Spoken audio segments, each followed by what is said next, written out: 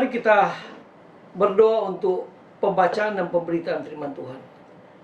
Tuhan, kami mau mendengarkan firman-Mu. Urapi kami semua dengan kuasa Roh-Mu yang kudus, supaya firman itu bermanfaat, berguna bagi kehidupan kami semua. Dalam kasih Kristus dan pengampunan Kristus kami berdoa. Amin. Mari kita baca firman Tuhan yang diambil dari Injil Yohanes pasal yang ke-14, ayat 15 sampai dengan ayat yang ke-21.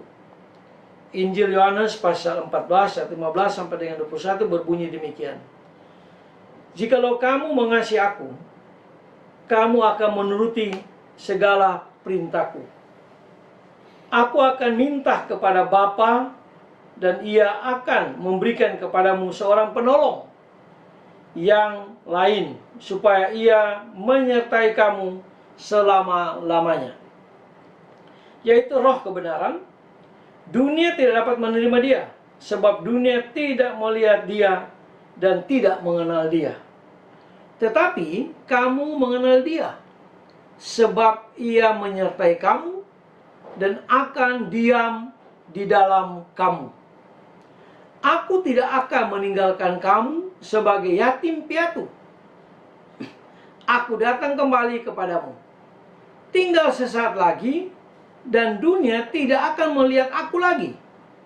Tetapi kamu melihat aku, sebab aku hidup dan kamu pun akan hidup. Pada waktu itulah kamu akan tahu bahwa aku diam dalam Bapa, dan kamu di dalam aku, dan aku di dalam kamu. Barang siapa memegang perintahku dan melakukannya, dialah yang mengasihi aku. Dan barang siapa mengasihi aku, ia akan dikasihi oleh Bapa-Ku, dan aku pun akan mengasihi dia dan menyatakan diriku kepadanya. Demikianlah firman Tuhan. Yang berbahagia saudara yang membaca, mendengar, dan memelihara serta melakukan firman Tuhan. Haleluya.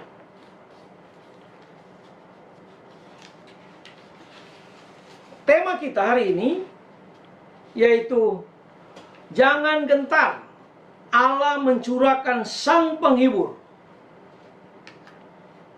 Jemaat yang saya kasih dalam Tuhan Yesus Kristus, kita patut bersyukur karena hari ini kita masih bisa merayakan Paskah yang kelima. Dan nanti pada hari Kamis tanggal 21 kita akan merayakan hari kenaikan Tuhan kita Yesus Kristus ke surga. Jemaat yang dikasihi Tuhan, dunia sekarang ini sedang mengalami kegentaran karena menghadapi pandemi COVID-19 atau sering disebut virus corona. Indonesia terpaksa harus melaksanakan PSBB untuk mematikan penyebaran COVID-19 atau virus corona. Termasuk dilarang mudik sebelum Lebaran, dilarang mudik sesudah Lebaran atau Idul Fitri. Nah, jemaat yang saya kasih, ada 3 sikap yang kita akan renungkan dalam menghadapi kegentaran di dalam hidup kita pada situasi dan kondisi sesaat ini.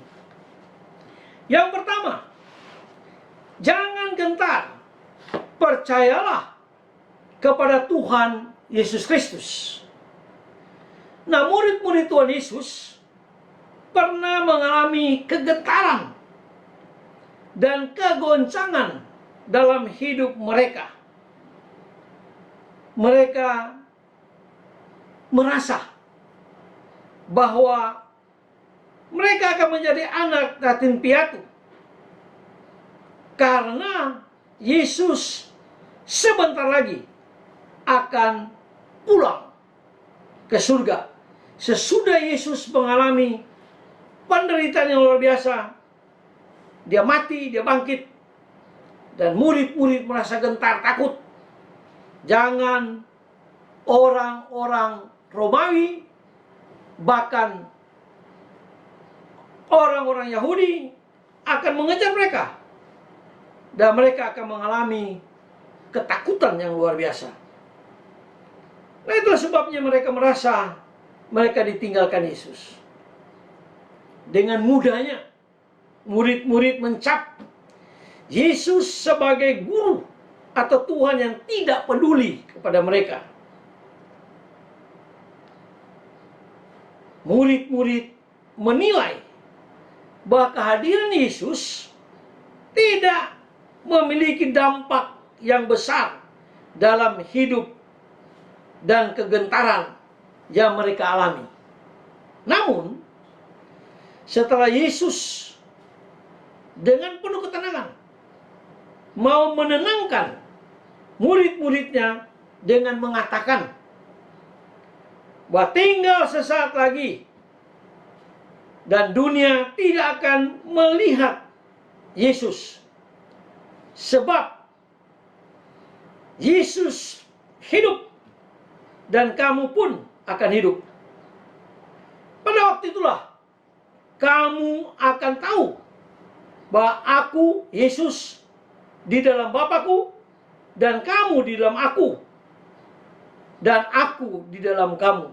Itu terdapat di dalam Yohanes pasal 14 ayat 19 dan 20. Dan akhirnya kegentaran para murid pun hilang. Karena Yesus mengatakan, Yesus tidak akan menjadikan mereka anak yatim piatu.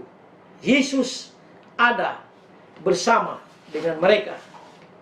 Jadi, jemaat yang saya kasih dalam Tuhan Kristus, sebagai murid Tuhan Yesus, sebagai gereja, kita tidak perlu gentar menghadapi pandemi COVID-19 ini, atau virus corona ini, bahkan virus-virus yang lain, bahkan penyakit-penyakit yang lain.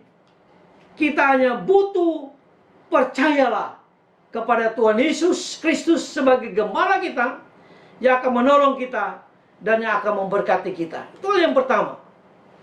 Hal yang kedua yang diajarkan Yesus di dalam ayat-ayat tadi, di dalam Yohanes pasal 14 ayat 15 sampai dengan ayat yang ke-21, lihatlah kegentaran dari kacamata yang positif dan tersenyumlah dalam menghadapi kegentaran itu. Sebagai contoh, lihatlah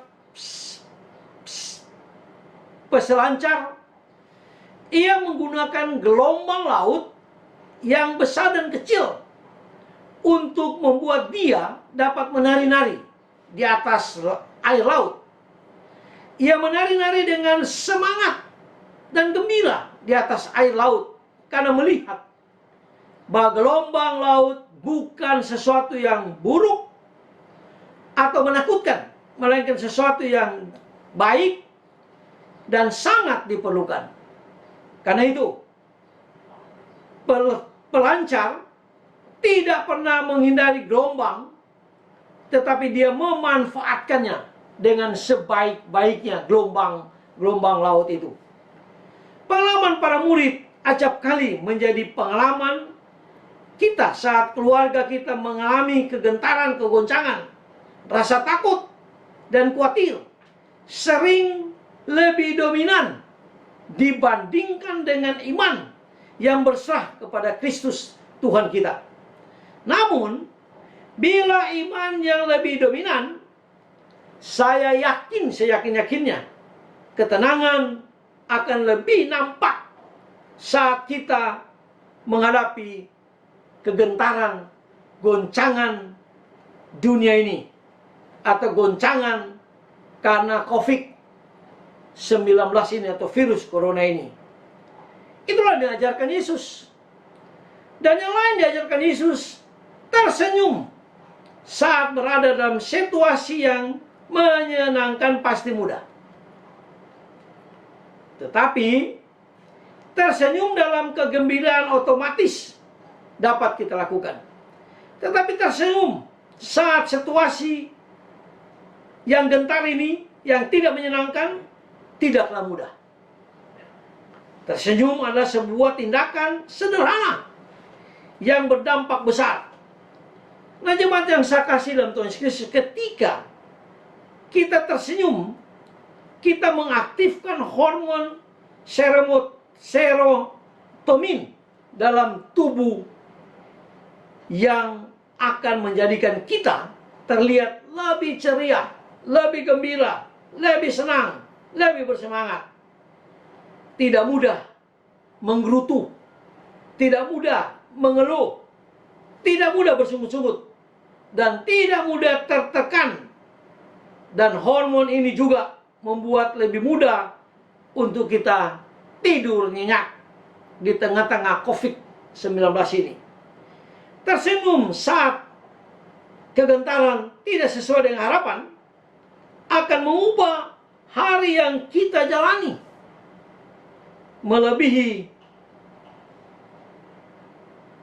menjadi lebih mudah, dan akan membuat langkah kita menjadi lebih ringan. Jika kegentaran membuat langkah menjadi berat, maka senyuman akan meringankan langkah kita. Seperti penulis Amsal Sulaiman yang mengatakan, yang mengingatkan kita, hati yang gembira membuat muka berseri-seri, tetapi kegentaran hati, kepedihan hati mematahkan semangat. Itulah Amsal pasal yang ke-15 ayat yang ketiga.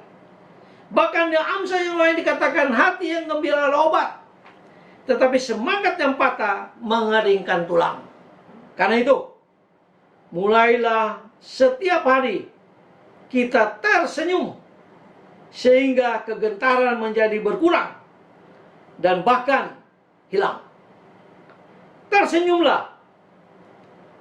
Tindakan sederhana akan membuat langkah terasa lebih ringan dari kegentaran hidup menjadi lebih mudah bersama dengan Sang Penghibur, yaitu Roh Kudus. Marilah kita tersenyum bersama dengan Roh Kudus sehingga beban hidup kita ini semakin berkurang. Itu hal yang kedua.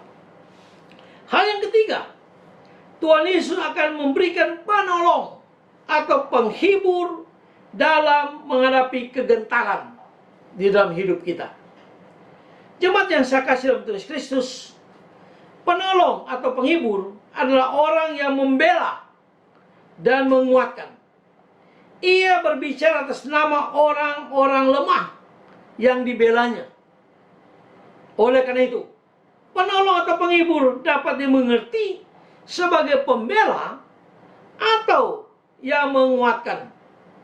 Ia seperti seorang ibu yang menghibur, menolong anaknya untuk berbicara, berjalan, membuatnya berdiri saat dia jatuh, menunjukkan hal yang salah dan benar, dan melakukan banyak hal lainnya dengan cinta kasih yang sangat besar.